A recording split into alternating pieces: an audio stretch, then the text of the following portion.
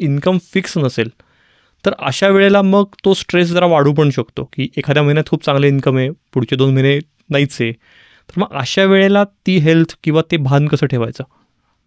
Tu richest man in Babylon म्हणून एक पुस्तक आहे, ते वाच. त्याच्यात खूप छान प्रकारे गोष्ट सांगितली की तुमचं जे इन्कम आहे, म्हणजे जो काही रेव्हेन्यू असेल, त्याच्या 10% तुम्ही गुंतवणूक केलीच पाहिजेत. मग या स्टार्टअप्सनी, फ्रीलान्सर्सनी काय केलं पाहिजे, खात्यात तुमच्या ₹100 आले तर त्यातले ₹10 तुमचे नाहीच. मग तुम्ही भले ते दुसऱ्या अकाउंटला ट्रान्सफर करा, कारण तुमचा कॅश फ्लो हा कायम व्होलाटाईल असणार आहे. म्हणजे तो वर खाली होणार, तो फिक्स नाही.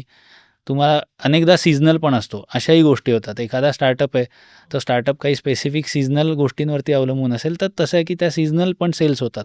तर ह्या सगळ्या गोष्टी टाळता येतील. तू आत्ता जे म्हटला स्टार्टअप, फ्रीलान्सर, याच्यात मी अजून काही महत्त्वाचे म्हणजे कॅटेगरीज ॲड करू इच्छितो, की सिने कलाकार असतील, स्पोर्ट्स पर्सन असतील, त्यांचं शेल्फ लाईफ खूप कमी आहे. म्हणजे 15-20 वर्ष ते परफॉर्म करणार आहेत आणि त्याच्यावरती त्यांचं सगळं अवलंबून आहे.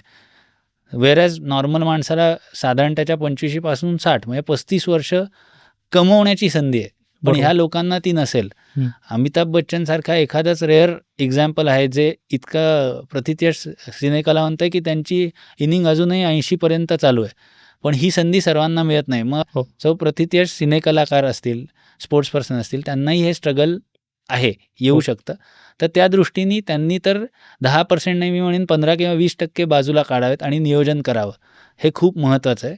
तर हे केल्याने महत्त्वाचं काय होतं, ते पैसे माझे नाहीत म्हटल्यानंतर तुमचं प्लॅनिंग किंवा उर्वरित एक्सपेन्सेस तुम्ही 80-90मध्ये करायची तुम्हाला सवय लागते. तिथेही तुम्ही एक बफर क्रिएट करता आणि हा पैसा जो बाजूला पडतोय, तो कदाचित तुमच्या एक्सपान्शनला कामाला येईल किंवा तुमच्या भविष्याच्या इतर आर्थिक उद्दिष्टांसाठी सुद्धा कामाला येऊ शकतो.